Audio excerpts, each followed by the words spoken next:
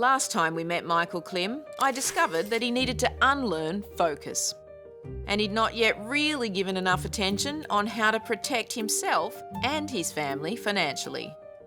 With this in mind, I briefed his money master from AIA Australia, Pina Sharoni, who put together a masterclass for Michael to change his thinking. I know we don't want to think about it, but I want you to think about the worst in terms of if something happens to you, Michael, that impacts your income, your key. And I also spoke with Michael's financial advisor, Brad Fensom, who's putting together a plan to guide Michael to reach his financial goals.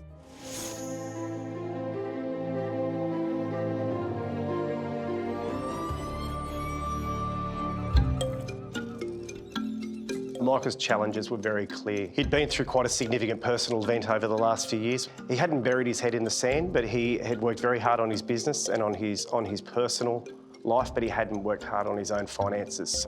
There was a real disconnect in his energy and enthusiasm for his day-to-day life, but not thinking about the medium to long term.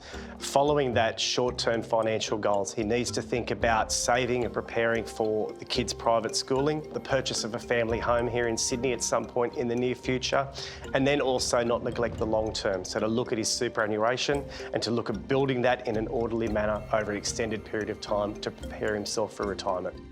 Today, Brad's here to talk through Michael's goals for the future and help bring his focus to risk. Because Michael has achieved a lot and has a lot to lose. Well, we're all here together now and Brad's had a good chance to talk to you, Michael, so that's been good. And I know he's now got some goals he's going to help you set up and things you need to do, which he would do all the heavy lifting on. Let's tell me about Brad. So what's happening? Well, certainly, Michael, you've been very entrepreneurial up until this stage of life, and you started to build some equity personally. And we have some new significant expenses that are coming into the Klim budget in the near future that we need to provision for. So our short-term goals are really founded on the kids' educational expenses. They're going to go to private schools. There's going to be a rolling cycle of about 10 years. On top of that, you're really clear that you wanted some sort of foundations or some roots here in Sydney, and that we need to be looking at some property at some point in the short to medium term as well. Overlaid with all that, though, we do need to look at the risk side of your own personal life. You've got 3 dependent children, and we need to ensure that your insurances are adequate, that we have some foundation income protection and life insurance in place from many years ago.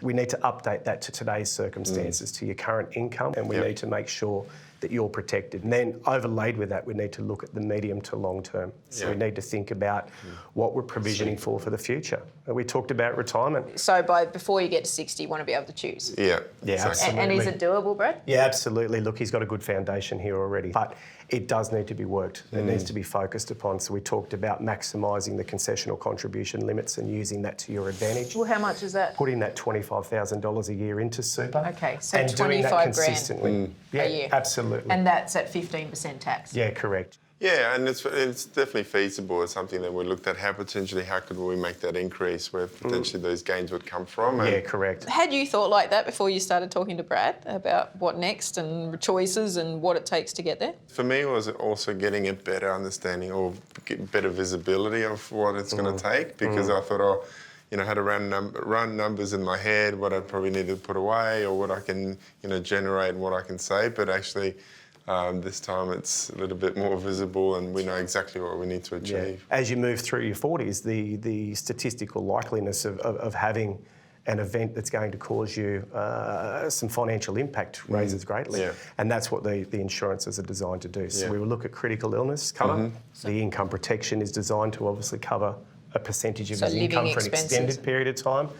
So these insurances will all overlay with each other, but at the end of the day, they're designed to give Michael peace of mind. A lot of those sort of things, you're discussing the worst case scenarios, and it has to, once we hopefully address it once, we don't have to look at it again. Well, that's the thing. Once it's done, and you kind of feel good about, worst case scenario, I'm covered. So it's everything after that. So, a lot of the financial advice process is exactly that, though. You're taking the pain initially to ensure that you you do what you need to do to get the momentum going, and then you don't need to think about it anymore. I mean, we're going to give Michael a masterclass with Pina from AIA. Michael seems to be over it. It's going to happen. Yeah, very exciting times Thanks for ahead. your help, guys. I appreciate it. Yeah, oh, it's our pleasure. No worries. Brad's advised Michael on the importance of insurance when it comes to putting together his financial plan, so that he and his family are financially protected. It's now time for Michael to take a masterclass with AIA Australia's Pina Sharoni. As Chief Insurance Officer, Pina knows the importance of good protection for families, businesses and individuals alike. The top 3 things that Michael and anyone should be considering are, first of all, find a financial planner, and it's great. Michael has found Brad, and it looks like they've really connected, so that's excellent. And that role that Brad has in looking at Michael's complete circumstances, his current circumstances, and looking at what his future goals are, short, medium and long-term goals are really, really critical. The second thing I would say is that wealth protection is critical. Wealth protection through insurance is absolutely critical to wealth creation. I think at various times in your life you look at insurance and the need for insurance in different ways. From when you're single and you're just starting to earn an income, you need to be thinking about, how do I actually protect that income? And then when you get the family and you have the children, and you start setting goals and establishing this lifestyle for your children, you need to be thinking about, how do you protect that lifestyle and continue that lifestyle? It almost traumatises me, when I see families that haven't taken care of their insurance needs, and they're having to sell assets, take children out of schools, and they're really struggling with the financial side of things. And the third thing I would say is that you need to protect your most important asset, and the most important asset is you.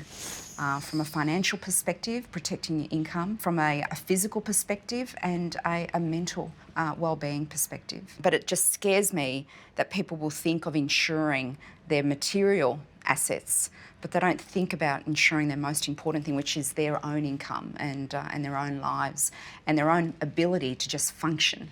I know we don't want to think about it, but I want you to think about the worst in terms of, if something happens to you, Michael, that impacts your income, your key, whether it be an accident, whether it be illness. What does that mean? What does that mean for you? What does that mean for your children? What does that mean for the lifestyle that you want your children to have? It's not a set and forget strategy. So just as your financial plan and your wealth accumulation plan is not a set and forget, your levels of income change, your business needs change, your personal circumstances may change. And this is where the real value of a financial planner like Brad comes into play. Out of everyone, Michael is one that would understand the importance of a coach and the importance of setting goals. So I think if he just applies what he did with his swimming, where he surrounded himself with experts, he surrounded himself with coaches, I'm sure he set, his short-term goals, his middle-term goals, his long-term goals, and he applies that same methodology to financial planning, and which includes that insurance planning, then he won't get this wrong.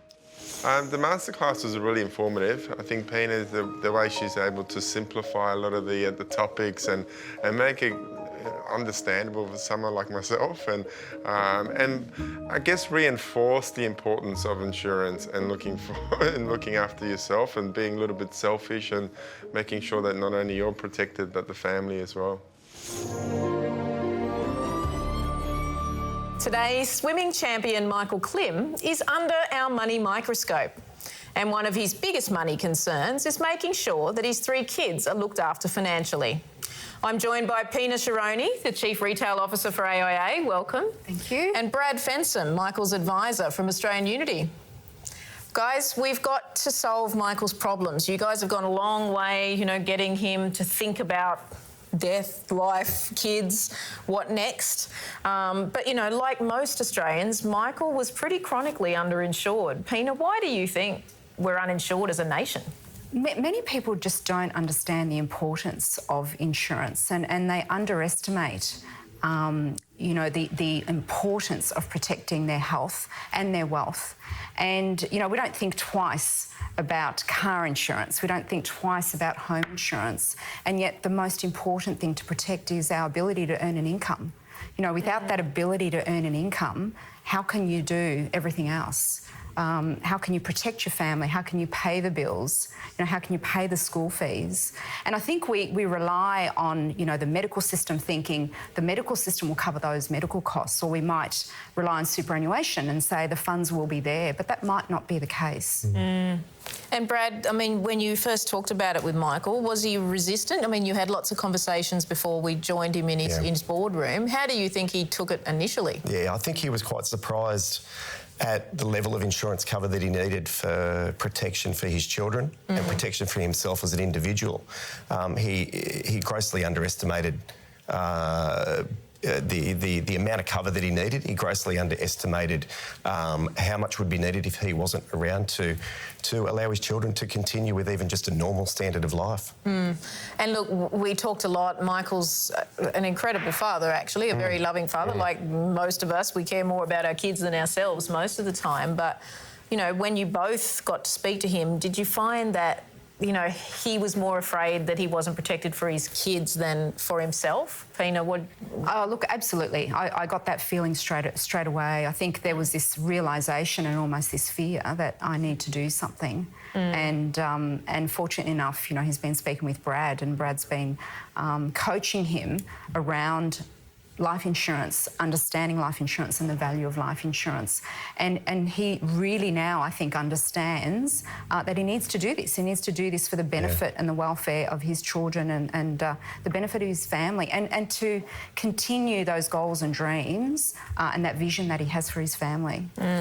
Brad, what happens if people don't have insurance and they, you know, you see this day in, day out as a financial advisor? What sort of things can happen? Well, certainly there's a general apathy out there in the public that there's a she'll be right attitude to insurance. So that's very Aussie, isn't it? It is very Aussie. Yeah, it'll work out. She'll be it'll right. Be okay. It's when you see the other side of the coin, when you see the main breadwinner become incapacitated, ill, injured, and the domino effect on the family. So from day-to-day living expenses, their principal residence and the mortgage repayments start to fall behind, the private school fees, or even the general public school fees as well. It all starts to become insurmountable in a very short period of time. The average Australian doesn't have a very, very large emergency fund or a savings plan in place to even cover them for more than a couple of weeks in some instances. So, well, I mean, 2 out of 3 households don't have more than a month's salary saved up. Yeah. So what you're saying is catastrophe. I've got a girlfriend that's mother, when she was a child, got a brain aneurysm and collapsed and never got up again, was in a coma for 20 years. Yeah. And she had to leave school to go and support her siblings because there was no insurance. yeah. And you just think, you always think it'll never happen to me. But I think we saw Michael have that realisation of this might happen to me. Yeah, well, he wanted to protect his children, and that's what came through. He had an instinctive protective nature of his 3 children, given his circumstances and the divorce in 2016. But he didn't put a number to it. He didn't really understand how to put a number to it. So once we walked through his wants and needs and his goals and objectives, we were able to actually quantify a number that he needed to be covered for to ensure that he could sleep at night. And sorry, Brad, I think that's really important too, in that I think the level of protection or the level of insurance cover well, how much do you know is is really enough? critical, and that's the issue, right? Like most of us don't know how much is enough, and that's where it's important for people to seek advice. Correct. And I think people sort of think, I shouldn't be seeking advice, or I can't seek advice because I can't afford it. You know, that's rubbish. Quite frankly, I think everyone should be seeking advice, and it's people like you, Brad, as financial advisors, that can guide people and work out, based on your needs, based on your level of debt, based on your expenses and your goals and your wealth, this is the appropriate type of cover and the right level of cover. Yeah, it's really an educational process, isn't it? A lot of Australians will only think about paying out debt if something happens to them. Well, if we pay out the mortgage, the surviving spouse will be right. Will be okay, they'll be all right. We talk about the loss of income to the household. We talk about all of those other ancillary expenses. And the number which initially looks quite large, quite often makes a lot of sense. Well, you kind of think, $1 million policy, woo, if you kick off, see ya. I've said that to my husband. He's like, really? Because let's go through what it will cost you. Yeah, correct. And then you're kind of like, oh, yeah. How do, I mean, AIA, you're there insuring people every day. And I know people look at fees, let's face it, in insurance and think, well, I may never need that. You kind of hope you never do need it, to be honest. You're in the job where people don't want to be using what they've bought from you. But how do you talk to people about fees? Because, I mean, Brad's got to sell it in as an advisor. You're providing it through the advisor. What do you say to people when they question what it costs? You know, when people... I mean, that's about the value of life insurance, isn't it? And, you know, we see so many claim stories and so many life and family stories where people have paid either small amounts of insurance or large amounts of insurance, but there is a payout at the end of the day. It's either been a lump sum payout that has helped someone through that cancer, through that heart attack, through that paralysis, or there's been a death in the family of the breadwinner, and the partner has to be supported. And you know, there are times where, there was a recent story that you'd be aware of, Vanessa, where we placed insurance in place for a child as family protection benefit. And what that did was give Carla, the mother, the ability to stop working completely as the major breadwinner of the family, to be by her daughter's bedside who had cancer. You know, as a parent, that's your nightmare, that's what you would want to. Well, you have to be there. You can't say, oh, well, you go have treatment, I've got to go to work. I've got to go to work. And we highlighted that to Michael, actually, didn't we? The importance of family protection. That's right. We needed to empower him. We needed for him to be in control. And that was what was sorely lacking with the mindset to the reality of where he was. And it was quite a scary mindset once we showed him through what even the foundations of what he needed. He was genuinely surprised. He thought he was okay. If we had any last messages for Michael, I'll ask you both this. Pina, you gave him the masterclass. What would you tell Michael? Brad's looking after him. He'll take out the insurance, I have no doubt. But what does he need to keep in mind for the future? Yeah. I said this to Michael, and quite honestly, I would say this to any parent.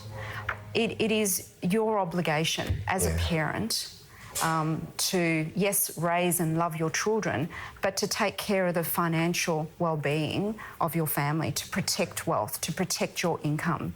And it is incumbent on every parent, to whatever level that they can afford. So it's that your way, job, right? It's your It job. is your job. You agree? Yeah, absolutely. For Michael, I just want him to stay focused, stay on the train tracks. What he's setting up today is not only growing his future, Follow the black line. Follow the black line. It's protecting his future, and he's systematically setting up his next 20 years of life with what he's doing through this series and through AIA and Pina and myself. Well, thank you both for joining me here, but for helping Michael Klim, because who doesn't want to see Klimmy win again?